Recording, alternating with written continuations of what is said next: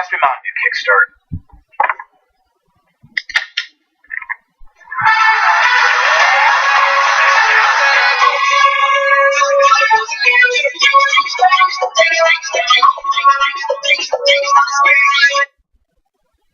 Hi!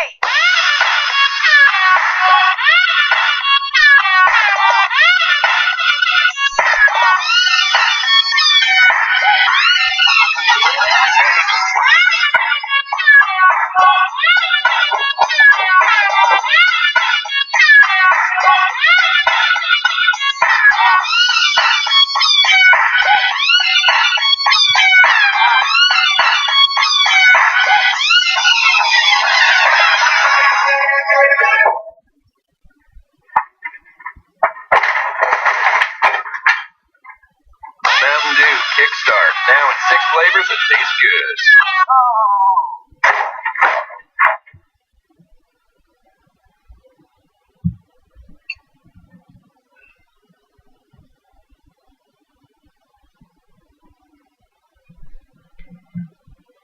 Rule of the State of Colorado versus James Egan Holmes, case number 12CR1522. The records reflect that Mr. Holmes is present with his attorneys, Ms. Brady, Mr. King, Ms. Nelson, Ms. Higgs, and Ms. Spengler. And the people are represented by Mr. Brockler, Ms. Pearson, Mr. Orman, Mr. Edson, and Ms. Tish McGuire. We are outside the presence of the jury at this time. Just a housekeeping matter. I wanted to ask about the USBs that we provided throughout voir dire to make sure that you had returned all of them. Have the parties returned all of the USBs containing copies of the questionnaire? I've been told yes, Your Honor. And did the parties also destroy all copies of the questionnaires, including all electronic copies pursuant to my order? Yes, Your Honor. All right, same questions for you, Mr. King.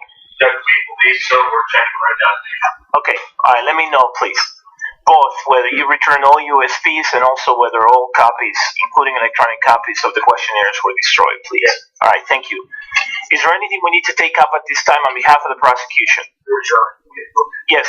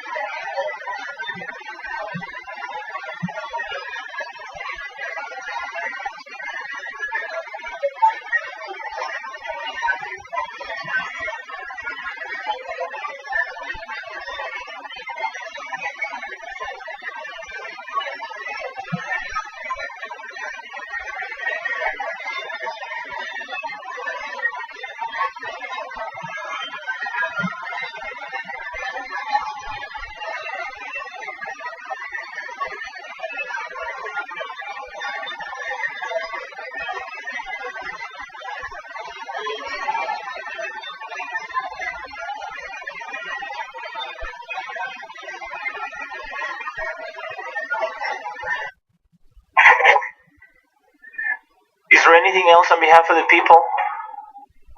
There is, Your Honor. The court may recall that at the end of business yesterday, I had indicated that a member from CU, and it's an attorney who's been here before, Mr. Zweckbronner, would be here to provide to the court some previously omitted emails, and respectfully ask him to tender those to the court and for the court to conduct an in-camera review to determine if, subsequent to the defendant's entry of a plea of not guilty by reason of insanity, if we would then be entitled to the contents of those emails. And these are emails that were not included in the group of documents that I have reviewed? That's correct, Your Honor. All right. Does the defense have a position on this?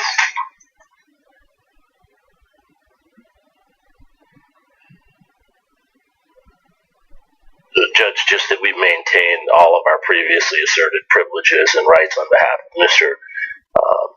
Holmes, and so we would we'd object to the disclosure, and we'd at the very least ask the court to do an in-camera review.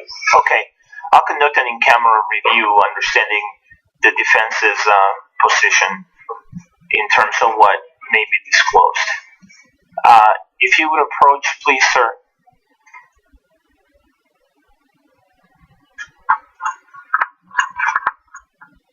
And for the record, the documents are being tendered at this time. Thank you. And when you get to the podium, sir, could you please spell your last name for my court reporter? Sure, it's Steven Zweckbronner, ZWECK-BRONNER.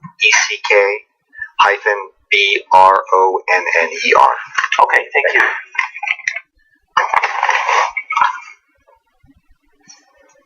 All right, I will conduct an in-camera review of those records.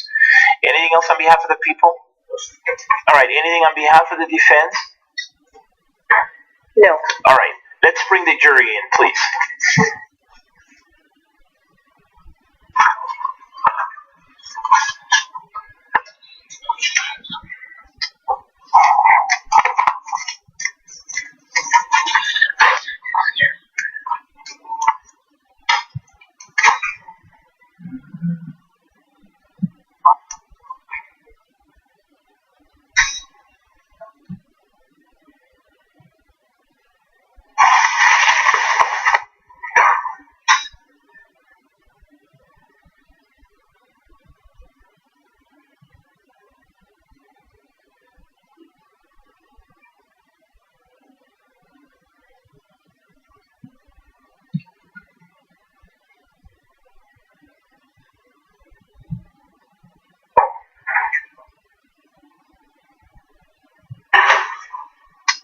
Please be seated, everyone. The record should reflect the jury is back in the courtroom. Good morning, everyone.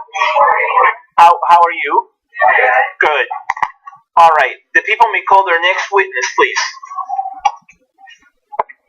The people call Otto Albrecht to the stand, Your Honor.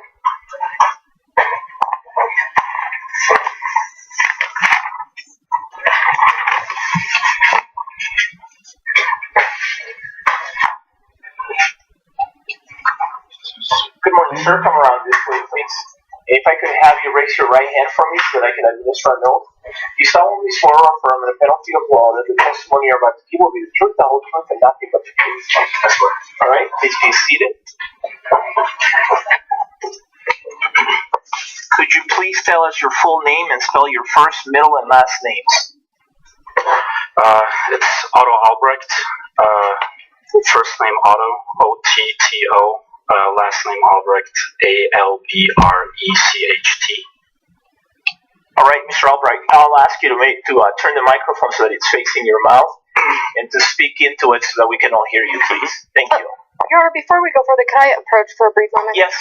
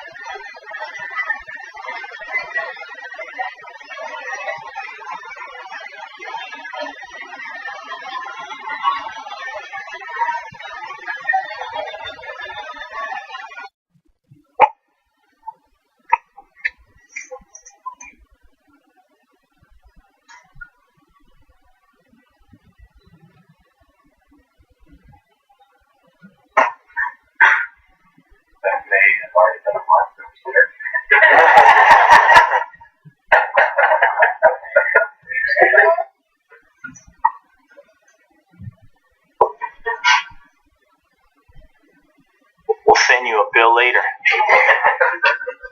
All right, Mr. Ruckler, you may proceed with your direct examination. Sir, would you please tell us what you do for a living? I'm a postdoc. Used to be a PhD student in Aachen Klug's lab. Now, does that mean you are a doctor? Yes. You have your PhD? Yes. Congratulations. Thank you. I want to take you all the way back to 2011, 2012, since you referenced Dr. Klug's lab. When you were in that lab during that period of time, did you have a special role or title? I was a graduate student in the Department of Physiology and Biophysics. How many years were you in Dr. Klug's lab? So it's pretty much exactly 6 years now, counting the last year as a postdoc, and there was 5 years as a student. How many years had you been a graduate student in Dr. Klug's lab before the 2011 summer time frame? 2 years. Had you had the opportunity to work with other first-year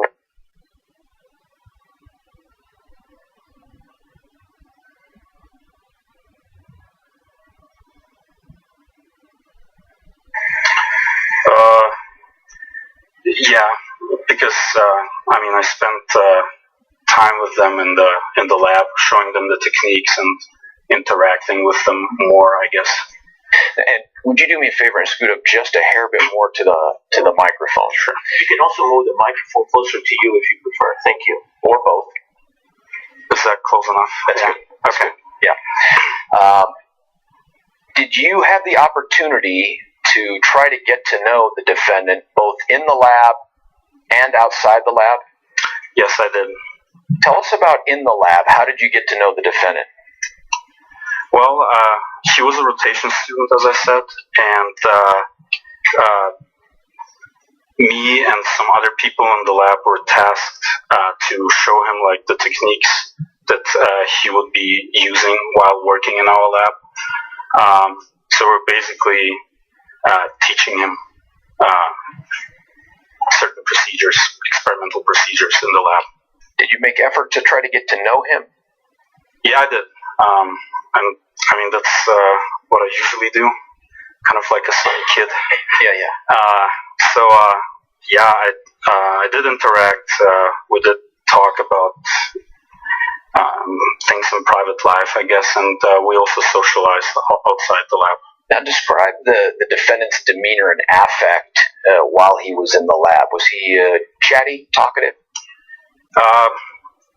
Not really.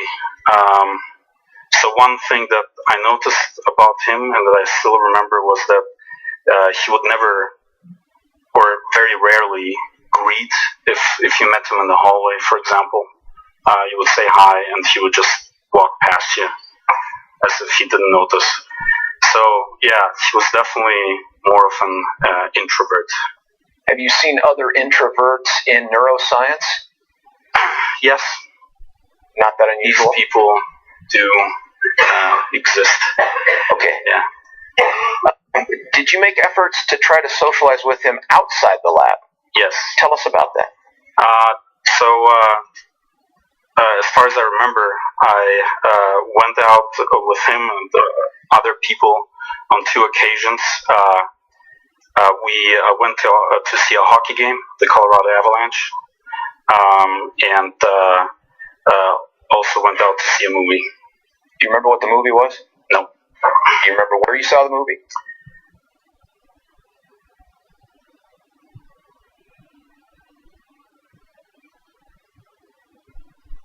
Yes, I would remember, but I don't. So. Did he always seem to you to be quiet? Yeah. Did you determine, in your opinion, whether you thought he had behind that quietness, that introversion, a sense of humor?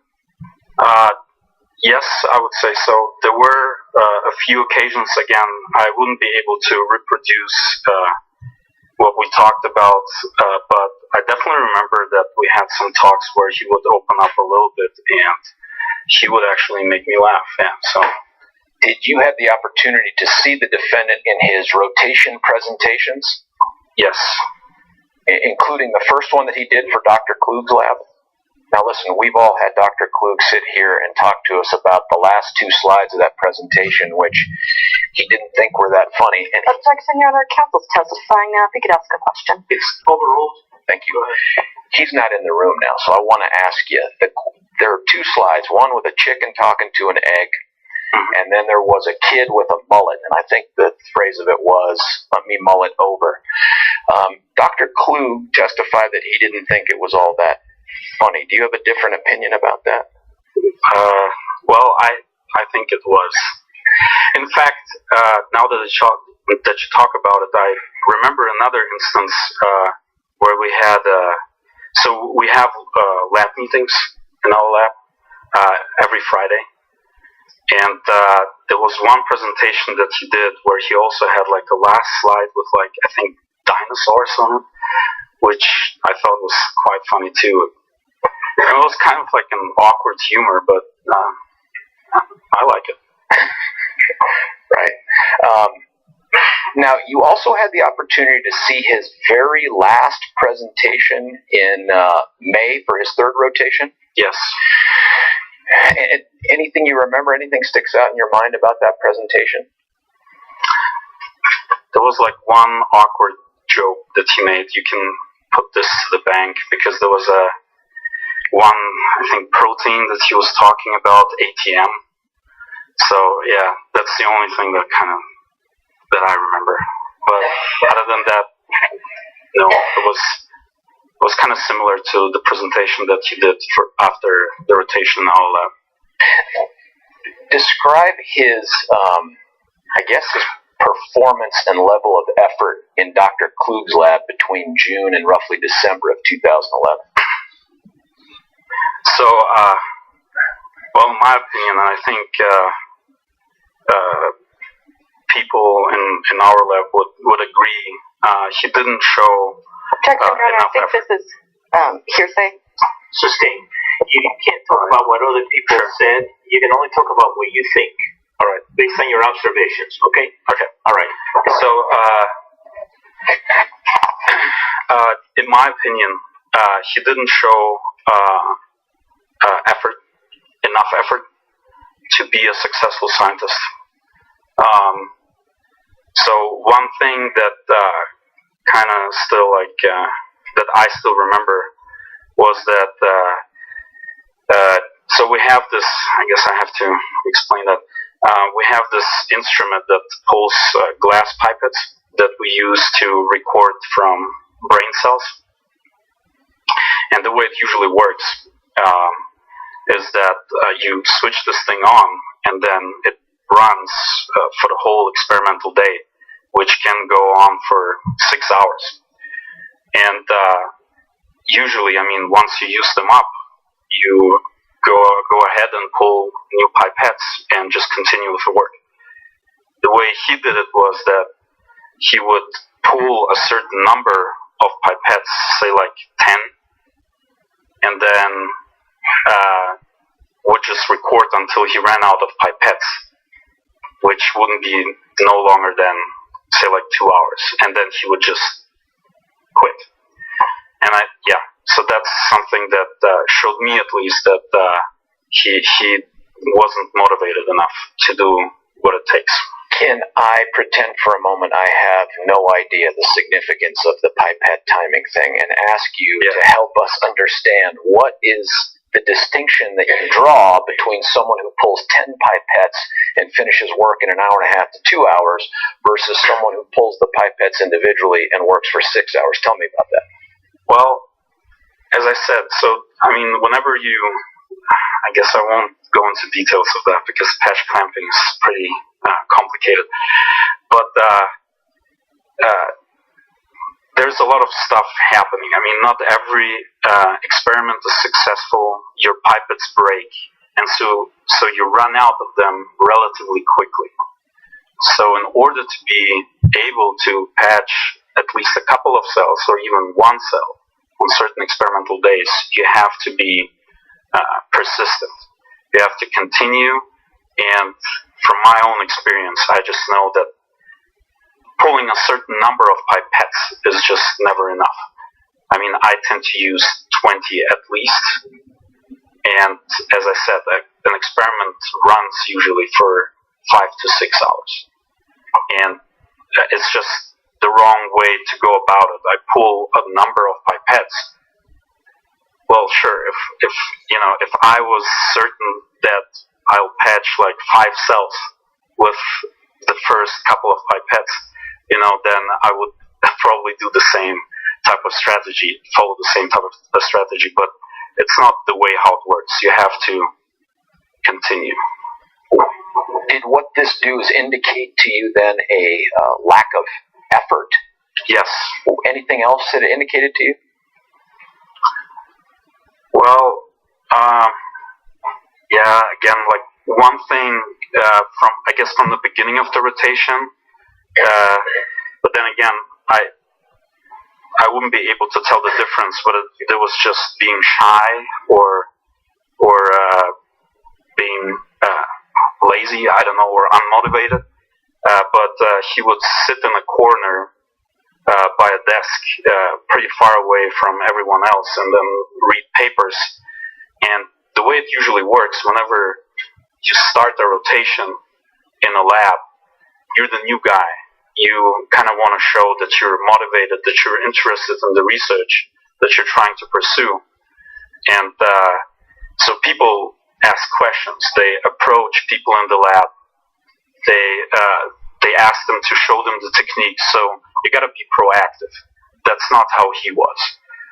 You would have to motivate him. You would have to ask him to come forward and ask about things, or like call him, James. Look, I'm going to do this experiment now. Do you want to watch me do it? Do you want to learn the technique, and so on? So only after that approach, he would come forward and participate. If you told him what to do, would he do what he was told?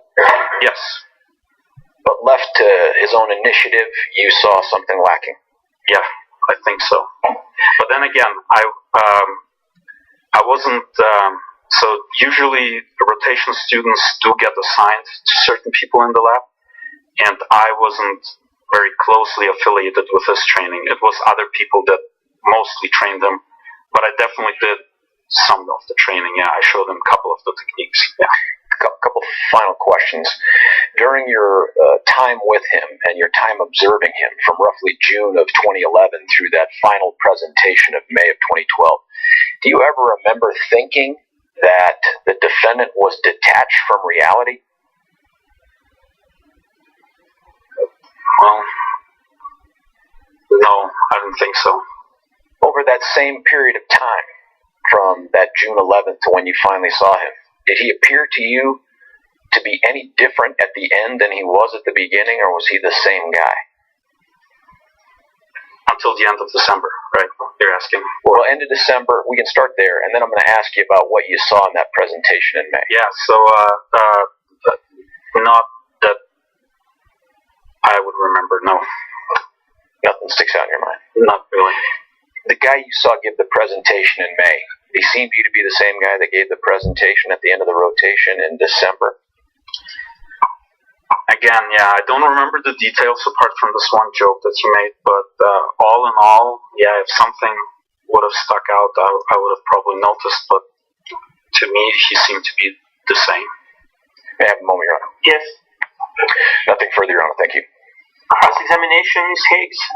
Yes, thank you. If I could just have a moment. Yes.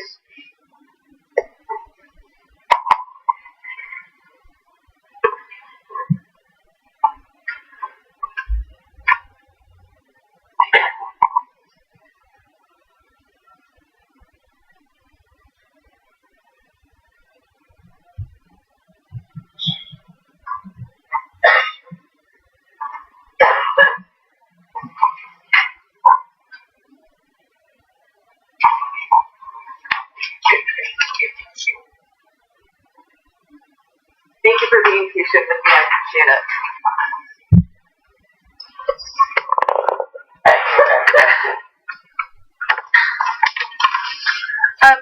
Dr. Albrecht, are you still at CEU then? Yes.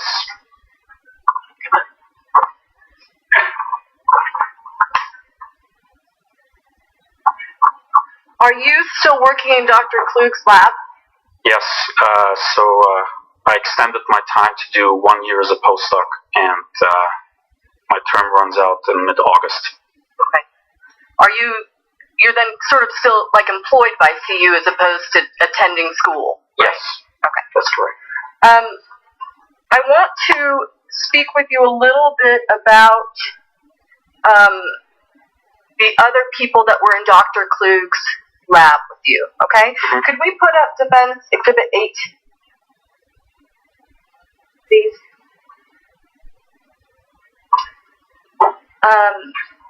And could we zoom in on Dr. Klug's lab? There. And you can see it on the screen as well in front of you. You should be able to. No. No? Mm-hmm. Is it black? It's gonna come up here soon. Give it a moment. Let me know when you see it, okay? Mm-hmm. Or you can look at the screen. Yep. Okay. So, does this box kind of represent that first lab rotation, the dates that you talked about?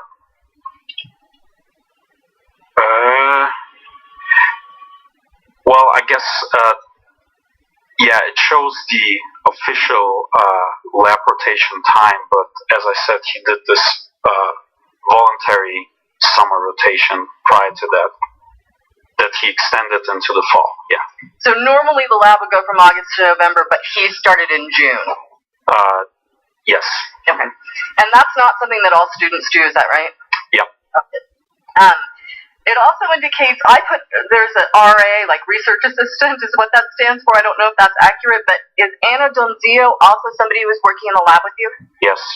Was she another, what was her role? Was it the same as yours or was it different? No, she was a postdoc, so she had her PhD already. Mm-hmm. So she was a postdoctoral research assistant. So she was doing then what you are doing now? Right. Okay. Now, my understanding is that you she had been in the lab for quite some time as well, is that correct? Yes. Although a little bit shorter than Florian and I were. I guess Florian is missing here.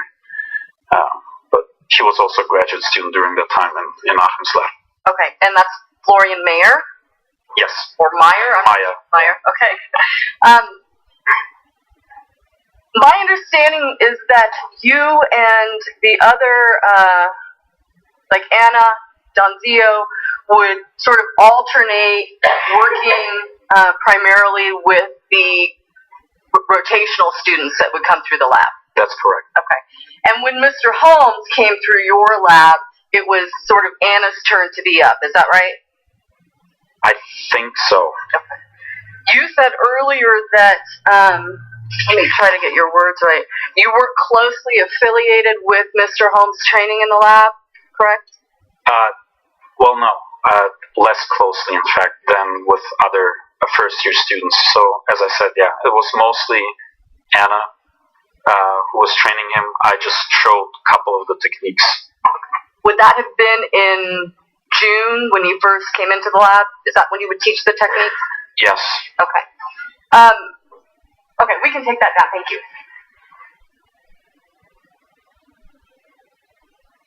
After you then taught him those techniques in June, Anna was more involved in continuing with his training and monitoring his work. Is that fair to say?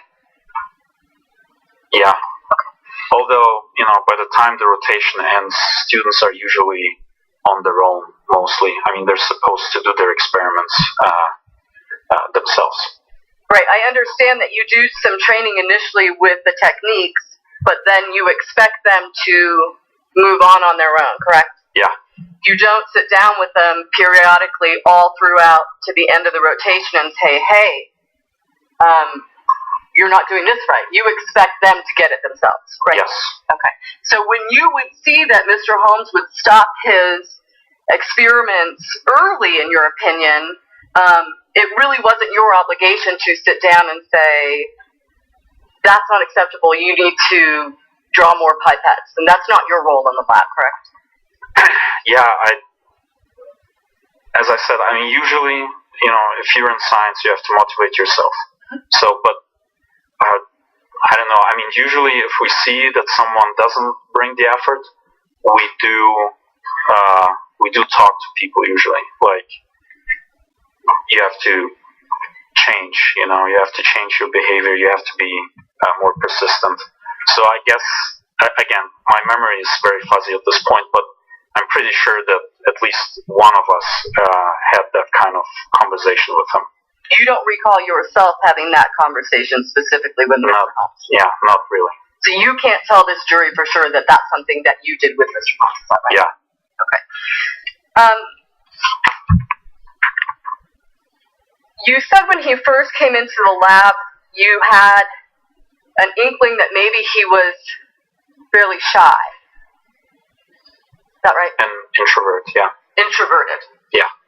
Quiet. Yes. Didn't instigate conversation. Yeah. Didn't come ask questions. Yeah. In order to have a conversation with him, you would have to initiate that. Is that right? Mm-hmm. Is that a yes? Yes. Thank you. She's writing it down today. Yes, so, yes. And that didn't change at all throughout the rotation, correct? Yeah, I think so, yeah. So even in the times where you sat down and were able to have more in-depth conversations with him, the times that he made you laugh on occasion, those were still conversations you had to start, you had to initiate.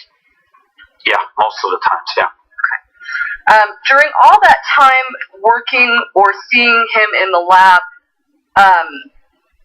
I also understand that aside from the actual bench work that you had, like lab meetings at the end of the week or every 2 weeks, is that right? Pardon? Didn't the lab have meetings where you would discuss papers? Oh, yeah. So back in the day, we used to have it every Friday, yeah. Every Friday? Every Friday, yeah. Okay. And Mr. Holmes was the same in those meetings as well. Quiet, didn't instigate conversation, is that right? Yeah. But when he was asked to present a paper, he was able to do that, is that right? Mm-hmm. Yeah. Thank you. Correct. That's a yes. And you said you saw him sort of sitting in the corner reading papers, is that right? That's correct. So other scientific papers? Yeah, so what happens usually is that whenever you start in the lab, you start reading the literature because you don't know necessarily everything that you're supposed to know about the research. So people usually start by reading background literature about the research that's been done in the lab. And I mean, it's fine that he did that. It's just people are usually proactive and don't wait to start, can't wait to start with experiments. I mean, that's how it usually goes. So that shows some initiative and motivation that he was actually interested in the research being done in the lab, that he would read those background papers. Is that fair? Well, as I said, not necessarily. I would actually say it would be contrary. Because usually people who are interested in the research, they want to do the experiments. And they're interested in seeing how it's been done. And they come forward, they ask questions, they watch you do the preparations, do the experiments. That's not how he was. He would usually sit quietly in his corner and just read. The reading part is fine. That's what all people do. And that's important for the students to do. Of course. Okay. But it's just one part of the work that they're supposed to do. So he was able to do the reading part, look at the papers, present the papers when he was required to, but it's sort of the teamwork of getting involved in the experiments that was difficult for him. Is that right? Yeah. And it's not really teamwork. I mean, it's about learning the technique. Yeah. So you observe how someone does the experiment, and then you try to copy that. But it involves working with other people to learn the experiments. Yes. So in that sense, there is some work as a team in the lab, that you have to kind of be part of the team to learn those things. I guess. Okay. Although it's more like more of a mentor-apprentice relationship. Okay. But requires working with other people. Yes. Okay. I'm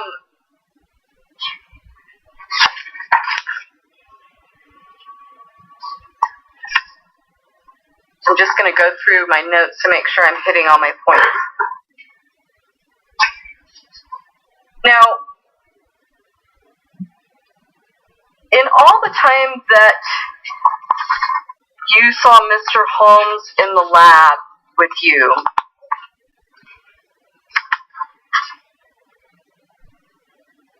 well, actually, let me touch on another topic and then we'll come back to this, okay? You said that you went out with him 2 times on social occasions, is that right? Yeah. Yes? Yes. Thank you. It's easier, I think, to write down yes than yeah. Okay. On both of those occasions, was it you that invited Mr. Holmes to come? Or was it he that suggested the outing? Yeah, so I think that in the case of the hockey game, I was the organizer. Okay. Because I was the biggest hockey fan in the almost the whole department. Okay. No, I mean, but yeah, I was definitely a big fan, the biggest fan of hockey in our lab. So I was definitely organizing a lot of these things. But in the case of the movie, these decisions were usually made as a group, or someone else could also could have come forward with that idea. Is this sort of people in the lab getting together and deciding to do something socially? That's correct. Okay. Yeah. And so Mr. Holmes, being a rotation student in the lab, would be invited to go to those things? Yes. And he went to two things. I think the movie was in the summer, is that right? And then the hockey game in the fall. The hockey game was in the fall. I mean, because that's when the hockey season starts. I'm not sure about the movie.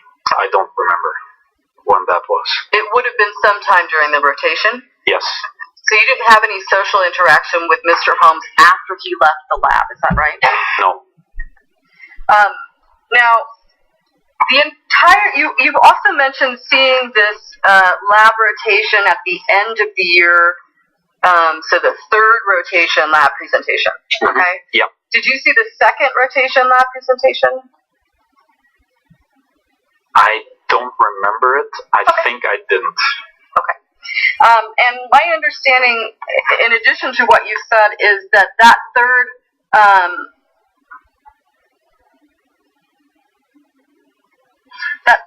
lab rotation that you saw was the best of the ones that you saw. Did I say that? Well, yeah. So, assuming that it was the first and the third that I saw, it was definitely better than the first. I think it was more serious. Is that right? It's a typical progression for a first year student to show that kind of progress. Right. So usually people do get better over the course of their rotations. Yeah. And I also understand that over the course of the rotations, more people will work. It's part of the responsibility of the PI, and the other students in the lab will also work with the first year student to help them with their presentations. Is that right? Across the different lab rotations? No, within each one. So you get a new group of people in each lab rotation that's helping you with that final presentation. I didn't get the question. I know. I don't think I asked that very well. Yeah. In your lab with Dr. Klug, when Mr. Holmes was preparing for his presentation, it's fair to say that people in the lab would give input and help him prepare that. Is that fair? Yes. Okay. Same would happen in the 2nd lab. So by the 3rd lab, he's had a number of experiences trying to put this together. Is that right? I don't know whether you can put it this way, because the lab rotations are distinct works of research, so you cannot really put them together into one. So each lab rotation presentation is about the research that's been done in the lab, and only about that research. But each lab will help him prepare his presentation.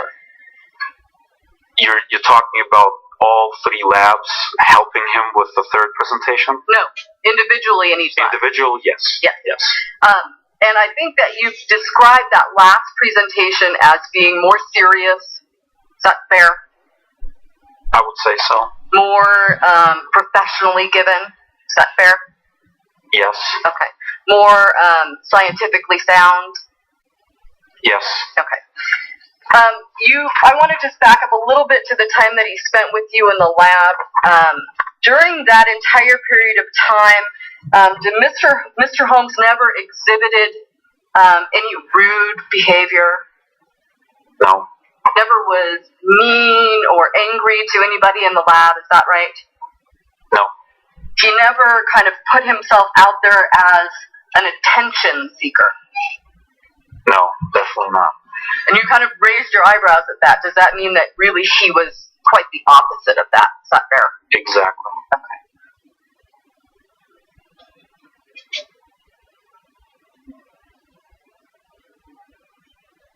Thank you, Doctor. I don't have any other questions for you.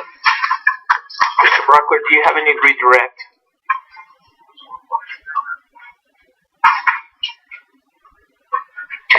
I just want to make sure that I understand the last part of the examination by Ms. Higgs. You feel like the defendant's performance in the middle of May on that last rotation talk was actually an improvement? I would say so, yeah. Nothing further. Any recross, Ms. Higgs? No, Your Honor. The jury does not. Oh, the jury may have some questions for you. So if you would give us a moment, please. Thank you.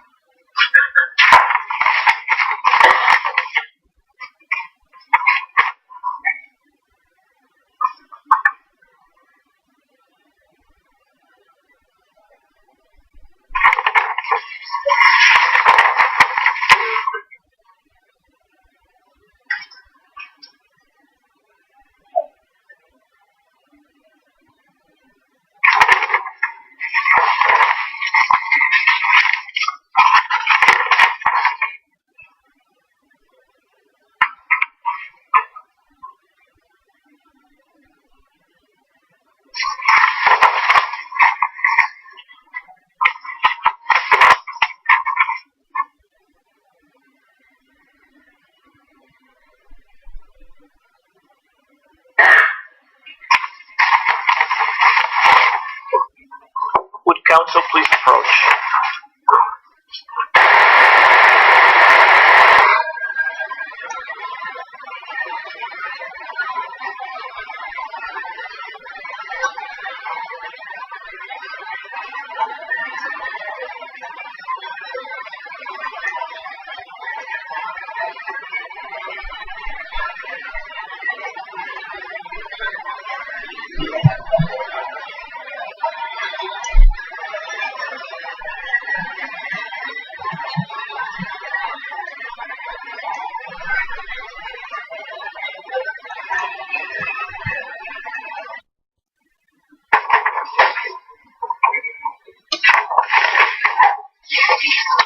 Remember, so I guess no.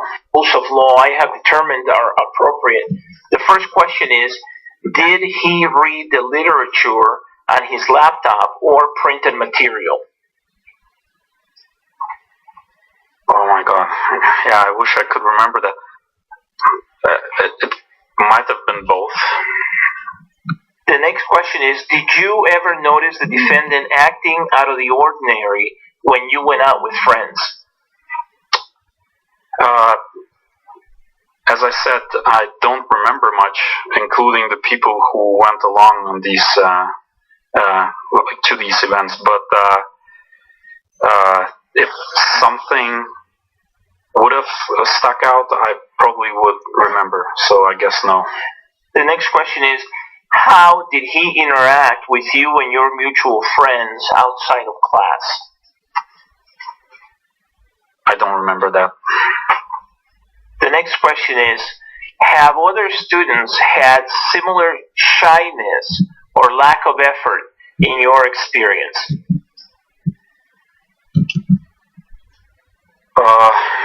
Let's see. I I guess there were cases where you would see a similar lack of effort. Yeah, but most of them didn't.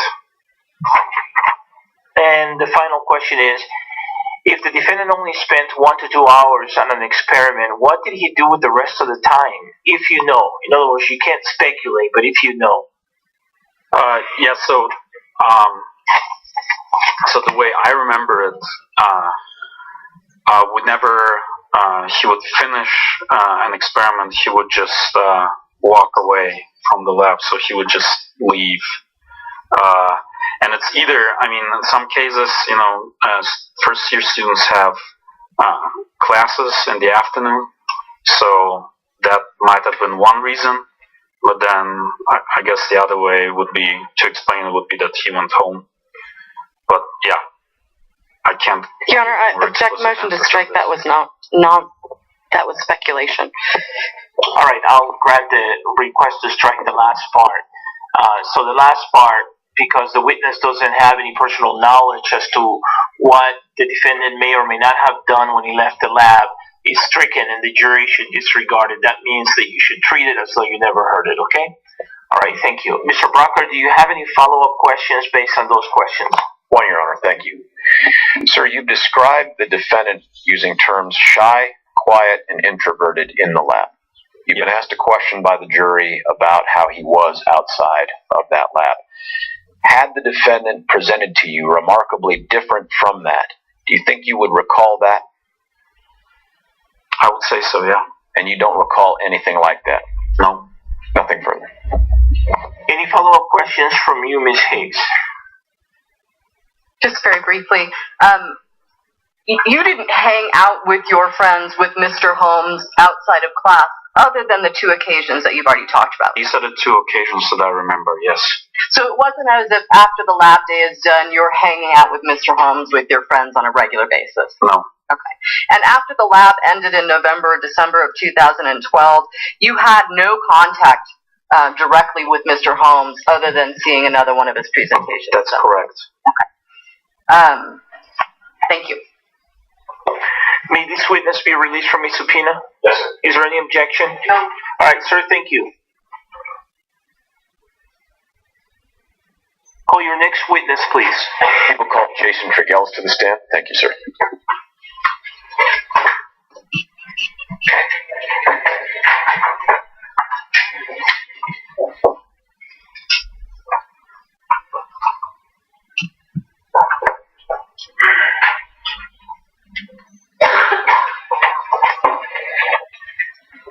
Good morning, sir.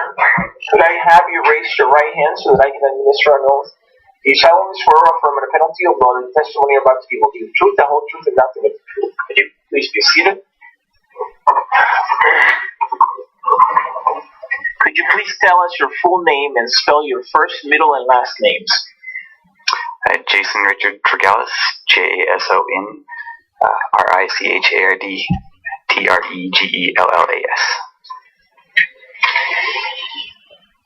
All right, sir, I'm going to ask you to speak right into the microphone so that everyone can hear you, please. All right, Mr. Brockler, you may proceed.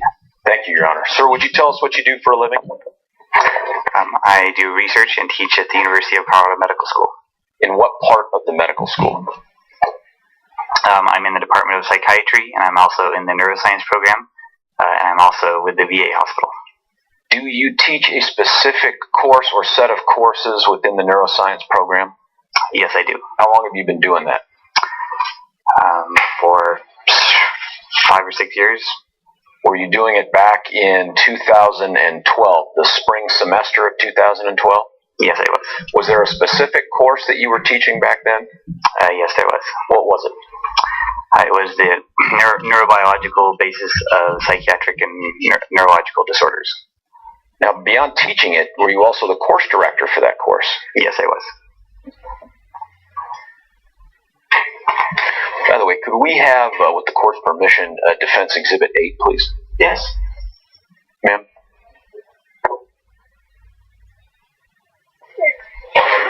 Now, do you see this, is it on your screen, sir? Doctor? Yes, it is. And doctor's the right term? Professor? Whatever. You don't care either? I don't care. All right. Can you look on your screen and tell us where this course would fit on this sort of calendar of events here? It's the bottom course. Could you, ma'am, highlight that one for me? Thank you so much.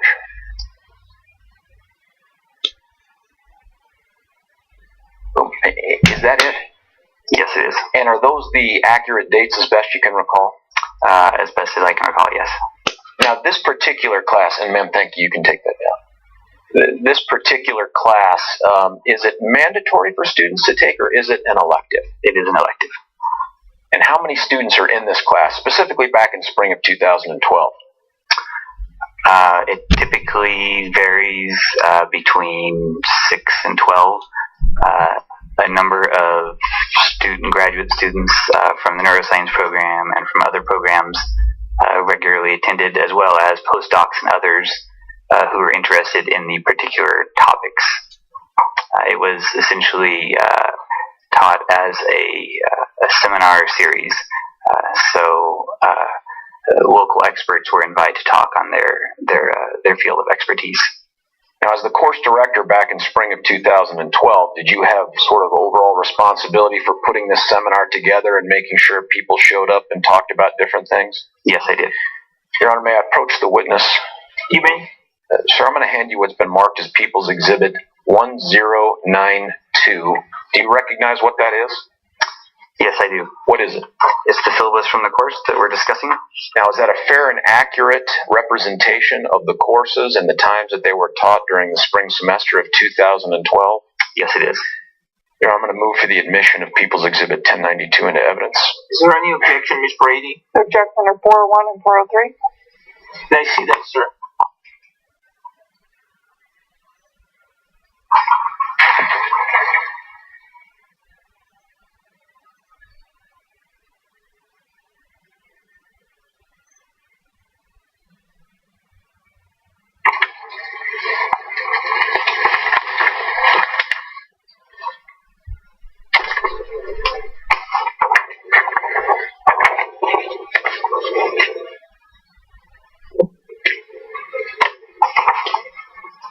Would counsel please approach?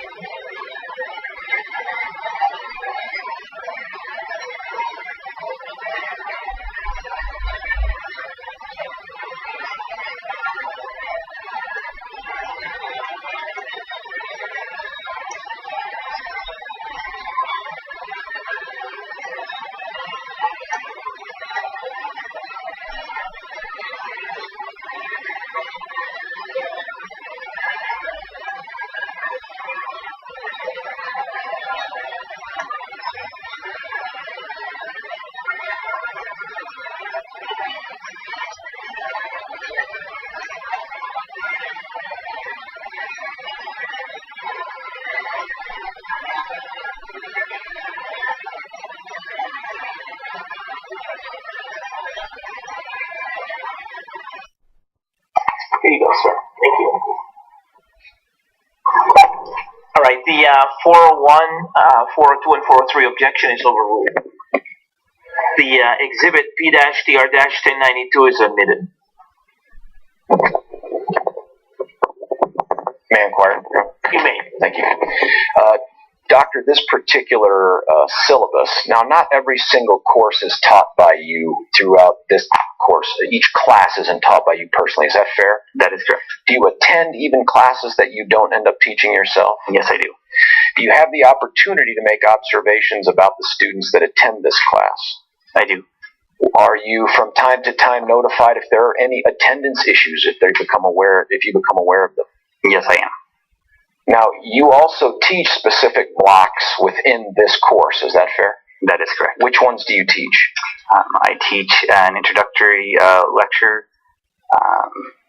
I also teach a section on schizophrenia. Now, in terms of, to be fair, the section on schizophrenia is not as much about symptoms as it is about, what's the title of the course again?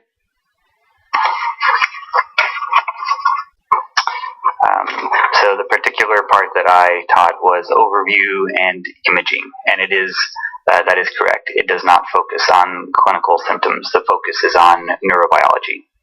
There's an initial part of the presentation that touches on symptoms, but the rest of it's on the rest of biology.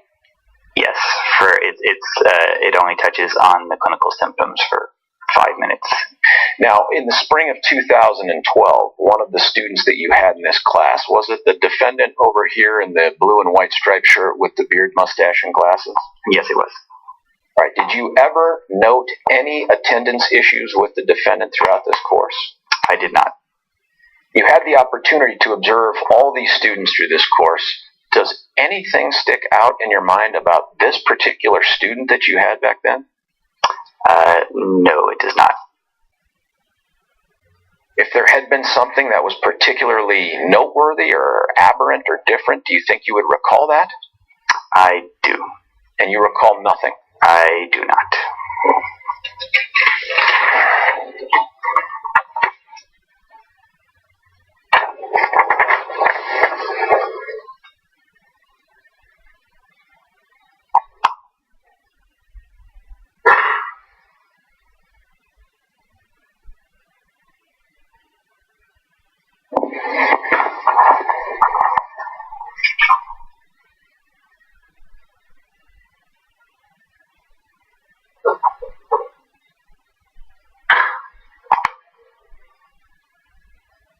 You guys have that one.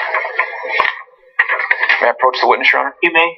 Sir, I'm handing you what's been marked as People's Exhibit 1214. Would you please take a look at that? Do you recognize what that is?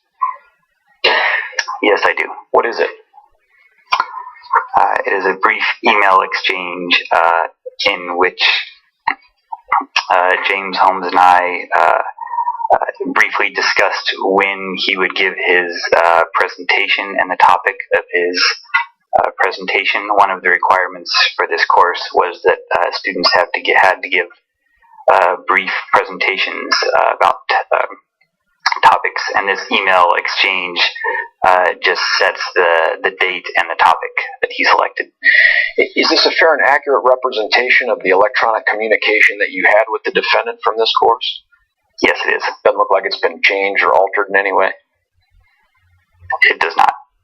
Is it normal, by the way, for you to communicate with students like this back and forth? Yes. Anything unusual about the content of this particular email? Nope. Consistent with the other communications you'd have with other students over that same period of time? Yes, it is. These kinds of things were either arranged electronically or by speaking in the classroom. Your Honor, I'm going to move for the admission of Peoples 1214 into evidence. Any objection, Ms. Brady? Object to hearsay and relevance. Can I see that, sir?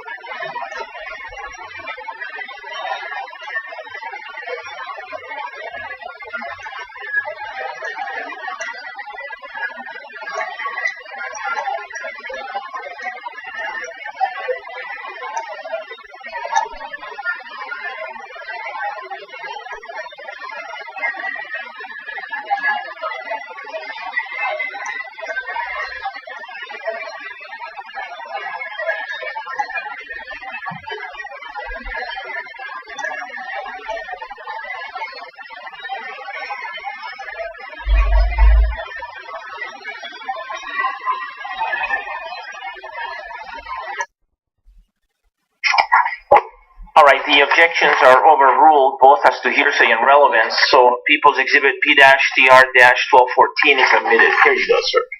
Thank you. May I inquire, Your Honor? You may. Thank you. Sir, that particular email, the subject matter of it refers to a presentation that is done at the end of the class. Is that fair? Yes. Now, each student is required, as you said, to pick a subject. What subject did the defendant pick to talk about at the end of the rotation?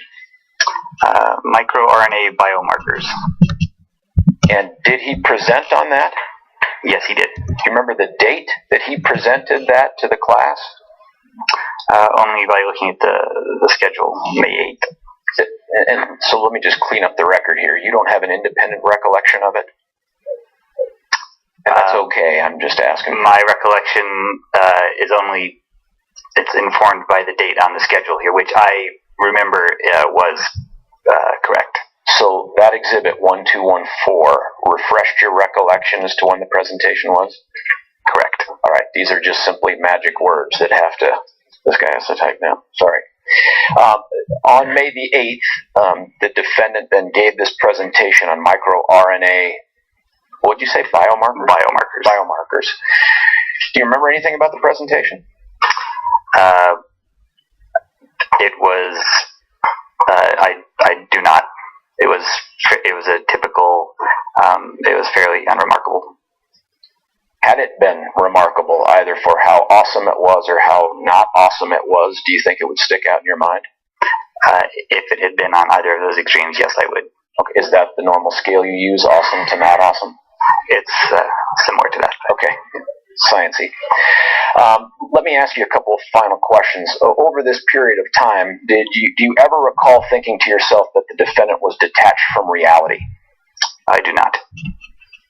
From the time that you first began seeing him at the beginning of the class, at the front end of 2012, was the presentation the last time you would have had the opportunity to observe the defendant? Yes. I'm going to put my arms back up. From the front end of January until this May 8th presentation, did you ever detect or recall detecting any change in the defendant's demeanor, presentation, appearance? I do not. May I have a moment, Your Honor? You may. Nothing further, Your Honor. Thank you. All right, Ms. Brady, cross-examination.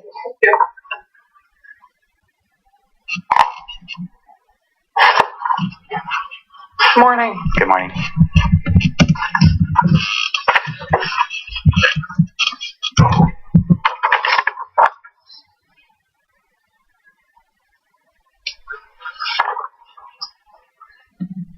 The title of the seminar is Biological Basis of Psychiatric and Neurological Disorders, correct?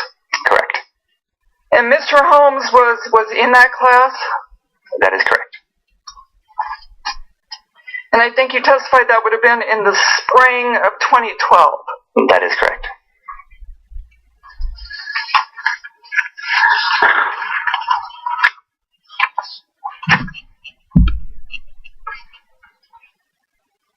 Do you recall Mr. Holmes being kind of awkward in the class?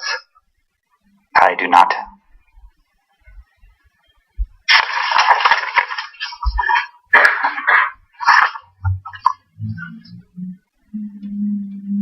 Do you recall he did not engage with other students? I don't have any specific recollection of that. Do you recall interviewing with an FBI agent July 20th of 2012? I do. That FBI agent would have been John Henderson? Okay, I don't recall his name. Okay. And you don't recall saying that Mr. Holmes did not engage much with other students in the class? I do not recall saying that. Do you recall telling that FBI agent that Mr. Holmes did not say much during class? I do not specifically recall that. Do you recall telling the FBI agent that Mr. Holmes frequently used his iPhone during class? I do not specifically recall that. Did you have any contact with Mr. Holmes outside of class? I did not.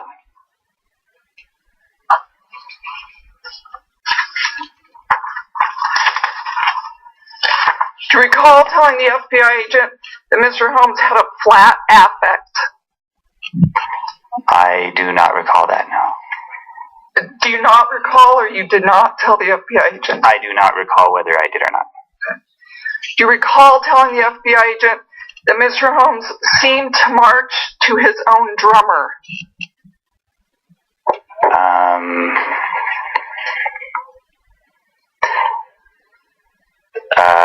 I may have a very hazy recollection of mentioning that. Okay. But it's difficult to recall. Do you recall whether Mr. Holmes did march to his own drummer? I do not recall.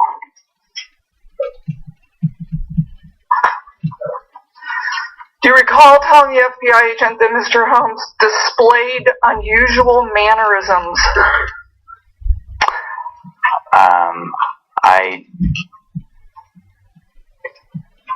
I do recall when I was interviewed that I thought one of the students who could have been Mr. Holmes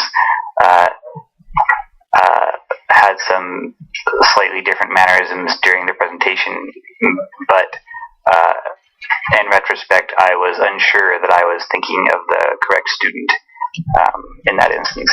And the time when you spoke to the FBI agent was on July 20th of 2012, correct? I don't recall that date specifically, but I assume that to be correct. Okay, and if that was correct, that would have just been a month or two after the presentation, correct? Yes. So it would have been easier to remember in July of 2012 which student had the unusual mannerisms than it would be to remember that now. Is that fair to say? That is true, although I recall my recollection of that, of which student that was actually in question shortly after I was interviewed. I do remember that. Okay.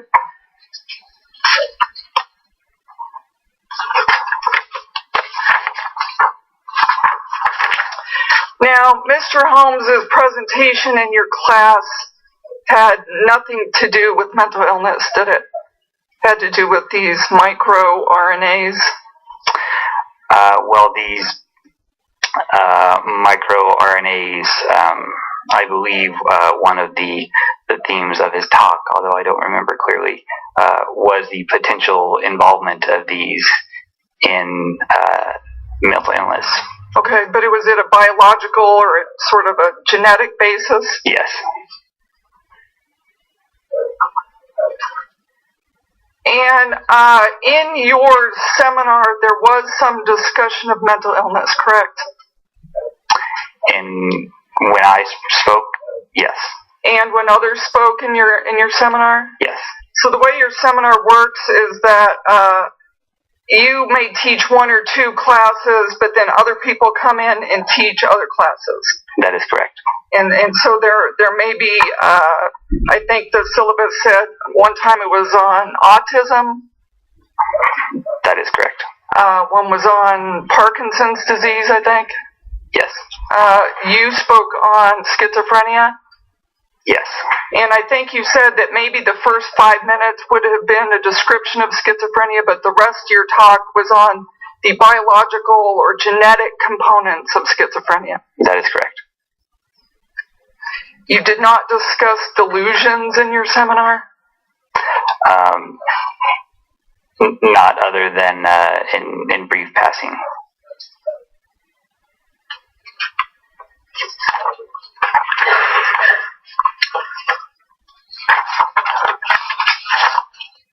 Now, prior today, you've spoken with Mr. Brockler, have you not? Yes, I have. And you have not spoken with me or members of the defense team, have you? That is correct. And we requested to have an interview with you?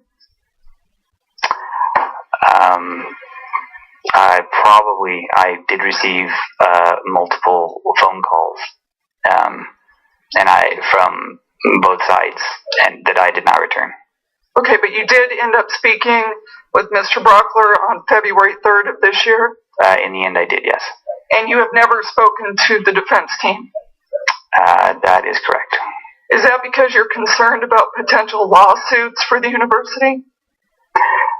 No, I just do not have any interest in speaking to either parties. Although you spoke to Mr. Brockler? I did, in the end, yes. And are you here today with the lawyer from the university? Yes, I am. Who is that? Steve Zwickbronner. And is he here in the courtroom? Are you here, Steve? Oh, yes, he is. Thank you. No further questions. All right, thank you. Do you have any redirect? Your Honor, thank you. Couple things. One, did we meet in person or speak by phone? Yeah, we just spoke by phone. Thank you.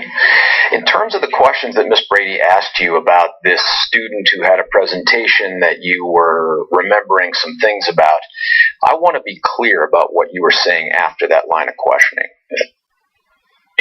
Shortly after you made those statements, did you conclude that that was actually a different student and not the defendant who you were describing to the detective? I believe I did. I was unsure. Finally, there was a question about whether or not you had active discussions about delusions. Do you remember, as part of your introductory presentation on the topic of schizophrenia, did you play videos of people describing their delusions? There were 2 brief video segments that were played, and one of those videos did include some discussion of a patient's delusion. Nothing further, Your Honor. Any requests? And do you remember telling the FBI agent that you did not discuss what delusions are in your seminar? I don't have a specific recollection of that. Okay, so do you have a recollection right now whether during your seminar you discussed what delusions were? I believe that during the lecture it was only pointed out that delusions are a symptom of the illness, but no detail was offered. So it was as basic as just saying delusions can be a symptom of schizophrenia? Yes. Thank you. All right. There do not appear to be any questions from the jury. So may this witness be released from his subpoena? Yes, Your Honor. Any objection? All right, thank you, sir. All right, members of the jury, it's time for our morning break. Please keep my advisements in mind during the break. Make sure you comply with all of them, and I'll see you back here in about 20 minutes. Thank you.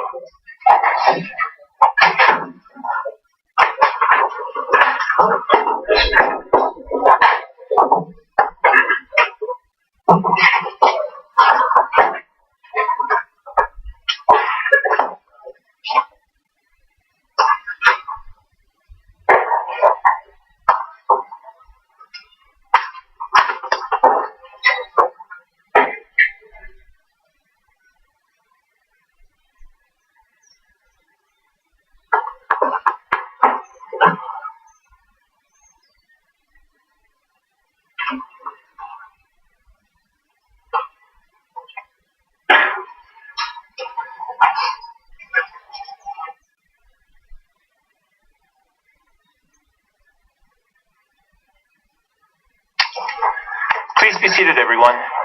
The record should reflect that the jury has exited the courtroom. Is there anything we need to talk about at this time from the people? No, Your Honor. Anything on behalf of the defense? No. All right. Thank you. Enjoy the break. I'll see you in 20 minutes. All right.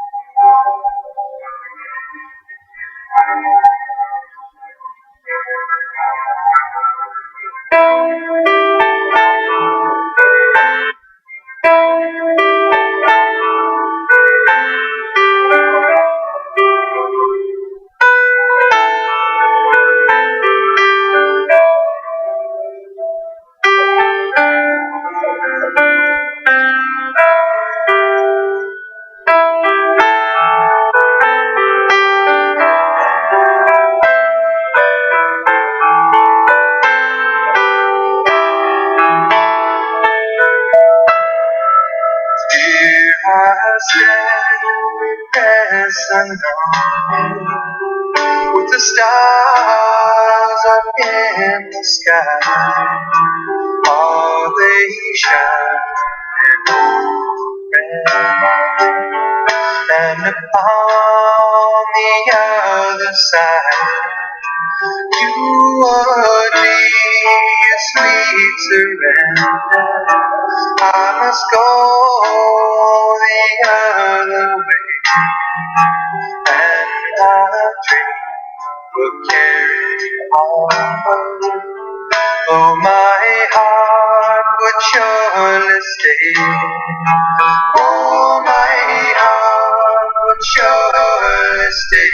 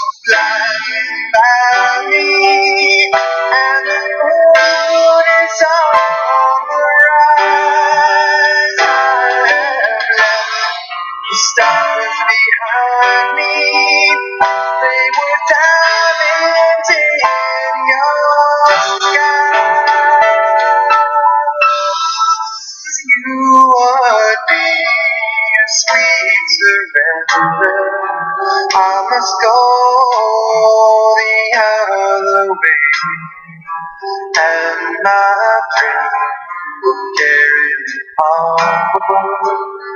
Though my heart would surely stay, oh, my heart would surely stay.